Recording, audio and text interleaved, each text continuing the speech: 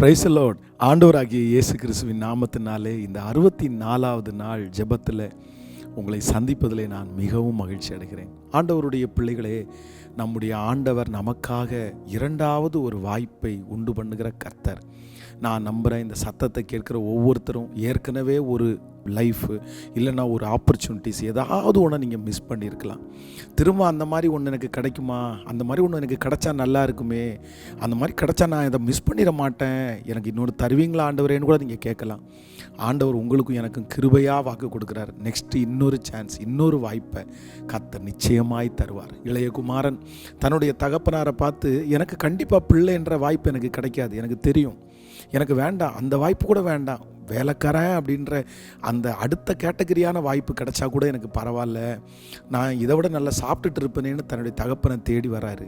ஆனால் வேதம் சொல்லுது, தன் தகப்பனார் இடத்துல வரும்போது, இல்லை மகனே, நீ அந்த மகன் எனக்கு இருந்தல்ல அந்த ஆப்பர்ச்சுனிட்டி, அதை திரும்பவும் நான் தர்றேன்னு சொல்லி அந்த தகப்பனார் அந்த மகனை மகனாக ஏற்றுக்கொண்டார். அதே போல் இன்றைக்கு இந்த சத்தத்தை கேட்குற நீங்கள் கூட, எனக்கு பழையது மாதிரி கூட வேண்டாம் பாஸ்டர், கொஞ்சம் யார்கிட்டையும் கையேந்தாதது மாதிரி, நான் இன்னொரு ஆப்பர்ச்சுனிட்டி, இன்னொரு வாய்ப்பு சின்னதாக கிடச்சா கூட பரவாயில்ல, அந்த மாதிரி கிடச்சா கூட நான் வந்துடுவேன்னு நினைக்கிறீங்க. இல்லை, கர்த்தர் நீங்கள் இழந்து போன அந்த வாய்ப்பை மறுபடியும் அதை விட பெஸ்ட்டான ஒன்றை நிச்சயமாக உங்களுக்கு தருவார்னு உங்களை ஆசீர்வதிக்கிறேன்.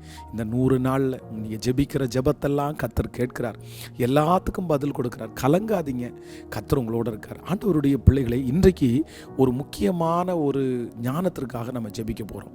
ஒரு வசனத்தை வாசிக்கலாமா?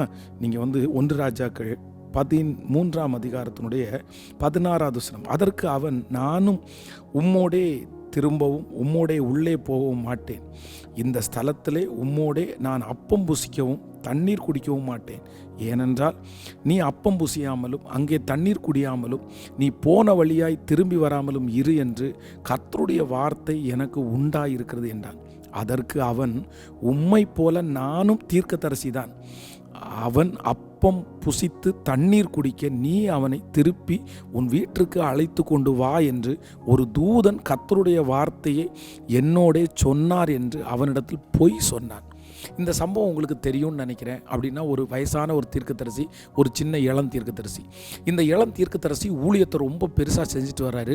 அந்த வயசான தீர்க்கதரிசனுடைய பசங்க அதை பார்த்து தன்னுடைய தகப்பனாருக்கு சொல்லியிருக்காரு, நீங்களும் ஒரு தீர்க்கதரிசி தானே, ஒரு யங்ஸ்டர் ஒரு தீர்க்கதரிசி வந்திருக்காரு, பயங்கரமாக இருக்குது அப்படின்னு சொன்ன உடனே இந்த வயசான தீர்க்கதரிசி அவர் போகிற வழியில் அவரை பின்தொடர்ந்து போய் அவரை இடையில சந்தித்து, வாப்பா என் வீட்டில் கொஞ்சம் நீ சாப்பிட்டுட்டு போன்னு சொன்ன உடனே இந்த இளம் தீர்க்கதரிசி சொல்கிறாரு, இல்லையா, ஆண்டவர் நீ போகிற வழியே போகக்கூடாது, நீ எந்த இடத்துலையும் அப்பம் புசியாதுன்னு சொல்லி கொடுத்துருக்காரு, அதனால் நான் வர முடியாது, நான் போகிறேன்னு சொன்னால், இந்த வயசான தீர்க்கதரிசி என்ன பண்ணிட்டார்னா அவர்கிட்ட பொய் சொன்னார். இல்லை, நேற்றுக்கு ஒரு தூதன் என் இடத்துல வந்தான், அந்த தூதன் சொன்னான், இந்த மாதிரி அவனுக்கு போகிற வழியில் சாப்பாடை கொடுத்து அனுப்புன்னு சொன்னான்னு சொல்லி பொய் சொன்னான்.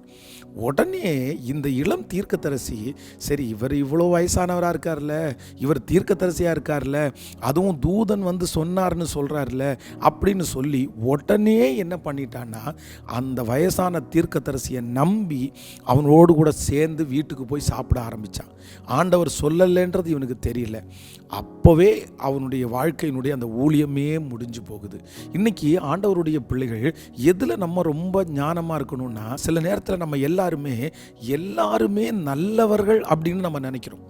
இது ரொம்ப தப்பு. நீங்கள் சிலருக்கு பாருங்கள், யாரையுமே அவங்க கெட்டவர்கள் அப்படின்னு பார்க்க மாட்டாங்க. அது ஒரு நல்ல குணம்தான், அது கெட்ட குணம்னு சொல்லலை. ஆனால் ஒன்று நினைத்து கொள்ளுங்கள், கெட்டவர்களும் இருக்கிறார்கள் என்கிறத நீங்கள் மறந்துடவே கூடாது. எல்லாருமே நல்லவங்க இல்லை அப்படின்றத நீங்கள் அறியலை அப்படின்னு சொன்னால், கண்டிப்பாக உங்கள் வாழ்க்கையில் நீங்கள் பெரிய பிரச்சனை நீங்கள் சந்திச்சிருவீங்க. சிலர் நல்லவர்களை போல நடிப்பாங்க, நல்லவர்களை போல பேசுவாங்க, கொஞ்ச நாள் நல்லவர்களாக இருப்பாங்க, 6 மாதம் நல்லவர்களாக இருப்பாங்க. திடீர்னு பாருங்கள், ஏதாவது ஒன்று நீங்கள் செஞ்ச உடனே அவங்க கேரக்டர் வெளியே வரும். நீங்கள் செய்கிற வரைக்கும் அந்த காரியம் அமைதியாக இருக்கும், நல்லவர்களாக இருப்பாங்க. அதற்கு பிறகு அவர்களை மாதிரி மோசமானவங்க யாருமே இல்லைன்ற அளவுக்கு நமக்கு விரோதமாக கிரியை செய்வாங்க. அதனால் இன்றைக்கு இந்த சத்தத்தை கேட்கிற ஆண்டவருடைய பிள்ளைகள், யாராவது ஒருத்தர் இந்த கேரக்டரில் இருந்தால் எல்லாரையும் நல்லவர்களாக பார்க்குறது. சரி, கணவனார் சொல்கிறாரு, எம்மா அவங்கள்ட்ட பழகாத, அவங்க ரொம்ப சரியில்லைன்ற நான் நான் பார்க்குறேன், இந்த மாதிரி இருக்குன்னு சொன்னால் நீங்கள் எல்லாரையும் அப்படி தான் பார்ப்பீங்க. நீங்கள் எப்படி அது சரியில்லை. கணவனார் இடத்துல வந்து ஏங்க நீங்கள் இப்படி பண்ணாதீங்க, அவங்க மோசமான ஒரு ஃபேமிலி, இந்த மனுஷன் இப்படி பண்ணிகிட்ருக்கிறான், நான் நிறைய கேள்விப்பட்டிருக்கிறேன், நான் நிறைய பார்த்துருக்குறேன், நீங்கள் கொஞ்சம் இது பண்ணுங்கன்னா, ஆமாம் உனக்கு எல்லாரையுமே தப்பான கண்ணோட்டத்தோட பார்த்தே நீ பழகிட்ட, இந்த மாதிரி சரியாகவே பார்க்க மாட்டியா, நீ எதுக்கு ஜெபம் பண்ணுற, நீ எதுக்கு இந்த மாதிரி பண்ணுற அப்படின்னு உடனே நிறைய பேர் என்ன பண்ணுறாங்கன்னா ரியாக்ட் பண்ணிடுறாங்க. அதான் உலகத்தில் ஒரு பழமொழி சொல்லுவாங்க, வெளுத்ததெல்லாம் பால் அப்படின்னு நம்ம நினைக்க முடியாது. அப்படின்னா வெள்ளையாக இருக்கிறது எல்லாம் பால் ஆகிறாது. அதனால் ரொம்ப ஜாக்கிரதையாக இருக்கணும். இந்த உலகத்திலே கெட்டவர்கள் இருக்கிறார்களா அப்படின்னா அவங்க ஏன் கெட்டவர்கள் ஆனார்னு நமக்கு தெரியாது. சூழ்நிலை நிமித்தமாக இருக்கலாம், அவங்க ஸ்ட்ரெஸ் நிமித்தமாக இருக்கலாம், அவங்க ஒரு தப்பான அண்டர்ஸ்டாண்டிங்கில் கெட்டவர்களாக இருக்கலாம். ஆனால் கெட்டவர்களே இல்லைன்னு ஒரு நாளும் ஆண்டவருடைய பிள்ளைகள் சொல்லக்கூடாது. அதான் ஒருத்தர் இடத்துல வந்து நீங்கள் வந்து சாத்தானை குறித்து என்ன நினைக்கிறீங்க அப்படின்னு கேட்டால் அவர் சொன்னாராமா, சாத்தான் அப்படின்றத ஒன்றே நான் பேச மாட்டேன் அப்படின்னு. பைபிளே சாத்தானை குறித்து பேசியிருக்கும்போது சாத்தானை குறித்து நான் பேச மாட்டேன் அப்படின்னு சொன்னால் அவ்வளோ பரிசுத்தமான நம்ம காமிச்சிக்க முடியாதுல்ல. அதனால் ரொம்ப கவனமாக இருங்க.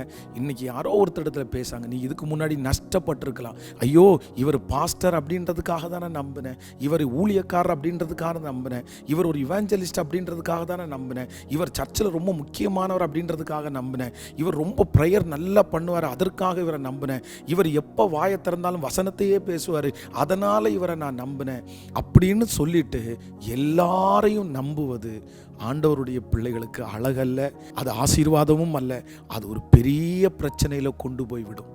நான் சொல்கிறது நல்லா கவனிங்க. ஜெபிக்கிறவர்கள் எல்லாரும் நல்லவர்கள் அல்ல, வேதத்தை பேசிகிட்டே இருக்கிறவங்க எல்லாரும் நல்லவர்கள் அல்ல, ஊழியக்காரர்கள் எல்லாரும் நல்லவர்கள் அல்ல, சர்ச்சில் நல்ல விசுவாசிகளாக இருக்கிறவர்களும் நல்லவர்கள் அல்ல, உலகத்திலே பார்க்கிற நிறைய பேர் நல்லவர்களும் அல்ல. ஆனால் நம்மை சுற்றி நிறைய நல்லவர்கள் இருக்கிறார்கள். அதனால் எல்லாரையும் நம்ம வந்து தப்பான கண்ணோட்டத்தோடு நம்ம பார்க்கணுன்னு இருக்காங்கல்ல.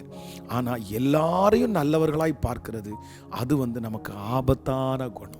நான் ஜெபிக்கிறேன், இந்த பிரச்சனையில் யாராவது ஒருத்தர் சிக்கி நீங்கள் சொல்கிறது 100க்கு 100 உண்மை பாஸ்டர், நான் இப்படி தான் நல்லவங்கன்னு நினச்சி ஏமாந்தேன் பாஸ்டர், ஊழியக்காரன்னு நினச்சி ஏமாந்தேன் பாஸ்டர், ஜெபிக்கிறவர் நினச்சி ஏமாந்தேன் பாஸ்டர் அப்படின்னு சொல்கிறவங்க இதை ஒரு காரியமாக எடுத்துக்கொண்டு இனியாவது நீங்கள் அப்படி மாட்டாதபடி, இனியாவது நீங்கள் கஷ்டப்படாதபடி ஆண்டவர் உங்களுக்கு கிருபையாய் காப்பாற்றி உங்களுக்கு ஞானத்தை கொடுப்பார். திரும்ப திரும்ப சொல்கிறேன், நம்மை சுற்றி இருக்கிற எல்லாரும் நல்லவர்கள் அல்ல, நம்மை சுற்றி நல்லவர்கள் இருக்கிறார்கள், ஆனால் எல்லாரும் நல்லவர்கள் அல்ல. ஜெபிக்கலாமா? எங்கள் அன்பின் பரலோக பிதாவே, இன்றைக்கு இந்த சத்தத்தை கேட்கிற ஒவ்வொரு பிள்ளைகளுக்காய் பாரத்தோடு ஜெபிக்கிறேன். அப்பா, அவங்க மனசில் இருக்கிற ஒவ்வொரு ஜெப விண்ணப்பத்திற்கும் பதில் கொடுங்கய்யா. இந்த 100 நாள் முடிகிறதுக்குள்ளே எங்கள் பிள்ளைங்க ஒரு பெரிய அற்புதத்தை பார்க்கணும் ஆண்டவரே. இன்றைக்கு திருமண நாளை காண்கிற, பிறந்த நாளை காண்கிற உம்முடைய பிள்ளைகளை ஆசீர்வதிப்பீராக ஆண்டவரே. இந்த திருச்சபைக்காய் உழைக்கிற, இந்த திருச்சபைக்காய் கொடுக்கிற, உதவி செய்கிற ஒவ்வொரு பிள்ளைகளும் இருந்தாலும் அவர்கள் ஆசீர்வாதமாக இருக்கட்டும்பா. நன்மையும் கிருபையும் அவர்களை தொடரட்டும். இந்த நாள் என் பிள்ளைகளுக்கு ஆசீர்வாதமாக இருக்கட்டும். இயேசுவின் மூலம் ஜெபம் எடுக்கிறோம் நல்ல பிதாவே, amen amen. God bless you. ஆண்டவர் உங்களை ஆசீர்வதிப்பார். இன்றைக்கு மாலையில் திரும்பவும் சந்திப்போம்.